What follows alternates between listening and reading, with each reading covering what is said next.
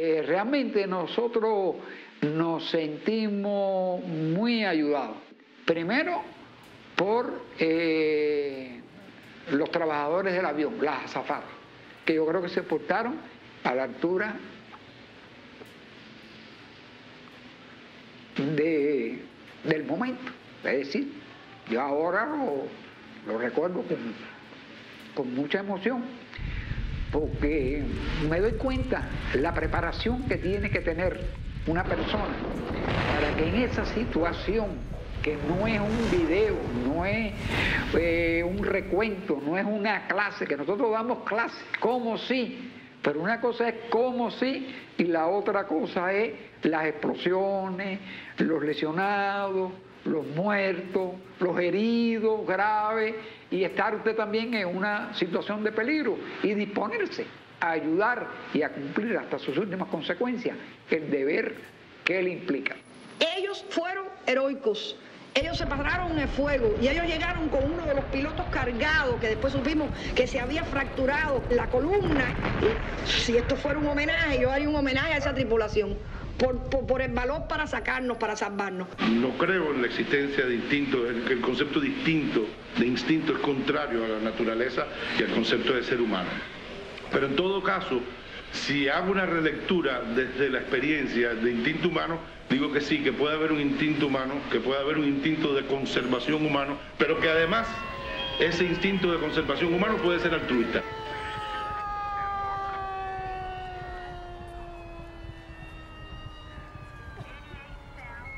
Una vez que salimos, bueno, empezó una nueva odisea, la odisea de que tenemos que alejarnos del avión porque pudiera explotar. Yo estoy convencida de que nos vamos a morir desde el principio, pero cuando yo me veo en tierra ya yo no estoy tan convencida que nos vamos a morir.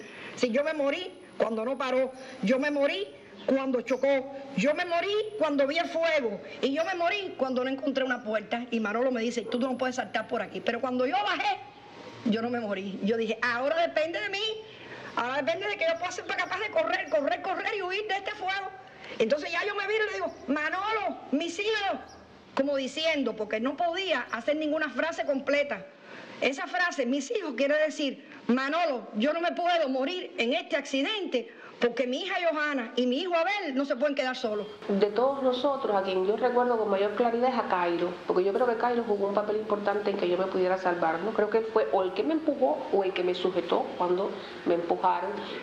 Y corrimos, recuerdo que era de noche, eran las 8 de la noche más o menos. Corrimos por un bosque, había como una montaña. De pronto el avión empezó ya a explotar. Yo recuerdo que tenía delante de mí a Cairo. Cairo había pasado una situación, se había infartado, le había dado un preinfarto y estaba yo lo veía como muy pálido, claro, yo no podía ver mi cara, no sé qué cara yo tenía, probablemente tenía una peor que la de Cairo. Y me decía Cairo, yo no llego. Y yo le decía, bueno, hay que seguir, aquí hay que seguir. Seguimos corriendo y de pronto apareció una cerca Pirle enorme y es increíble las potencialidades que tiene el ser humano cuando está en momentos de peligro tan inminente como ese, porque yo recuerdo que los hombres levantaron aquella cerca como si fuera de papel. No obstante, ya ahí el grupo, al menos de lo que éramos nosotros de psicología, nos unimos y empezamos a caminar hasta llegar a casa de unos campesinos, unas personas que vivían cerca del aeropuerto, donde nos facilitaron algunas cuestiones. Recuerdo cuando llegó Carolina descalza, perdió sus zapatos, eso es una imagen que tengo muy clara, y que empezamos a buscarnos todos, ¿no? ¿Quién estaba, quién no estaba? El avión fue a dar como a un hueco, a un bajío ahí. Y ahí se veían las llamas y se veía todo. Yo recuerdo que nosotros en medio de eso empezamos a llorar y a abrazarnos y todo. Pero inmediatamente después empezamos a reír. Era como una tragicomedia. El momento había sido muy violento. Con eso logramos, digamos que, bajarle el dramatismo que tenía el impacto emocional que tenía aquella escena, donde empezamos a preocuparnos por la persona que era de nosotros y que no aparecía, que era Rubén.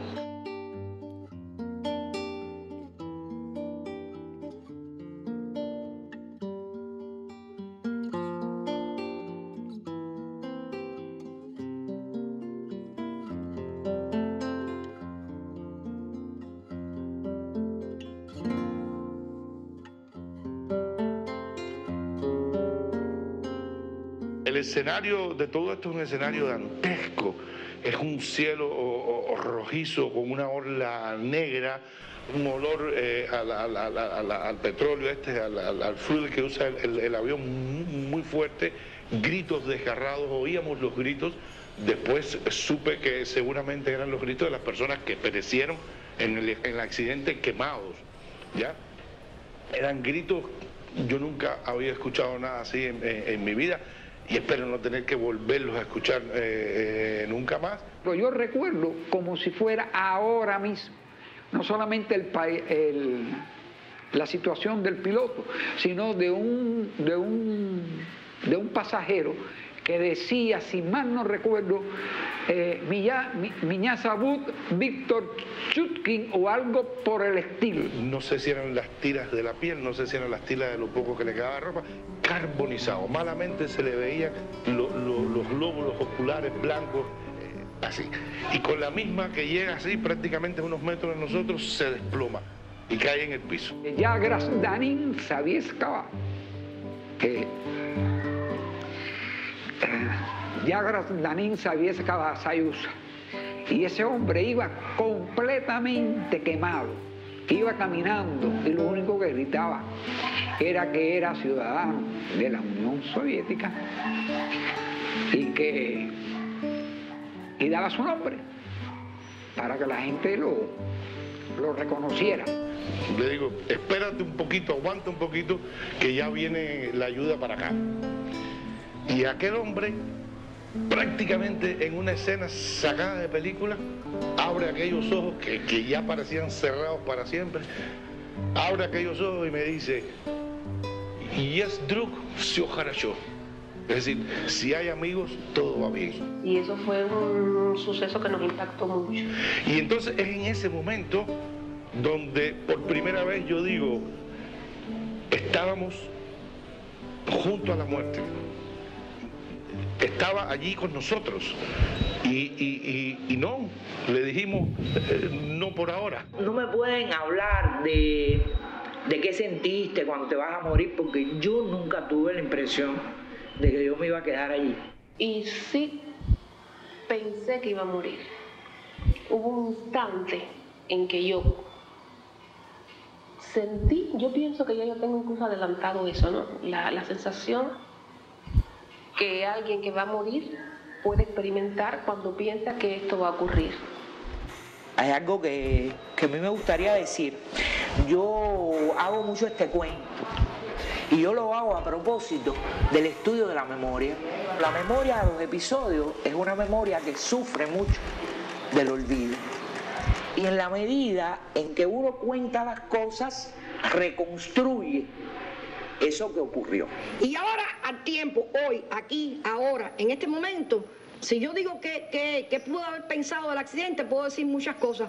Puedo decir algo que fue Liliana la que primero me lo decía, Manolo también. El problema de la parcialidad de la conciencia. Cada cual vio un accidente medio que distinto. Ellos me hablaron un buen día a mí del cielo que se veía, yo nunca vi eso.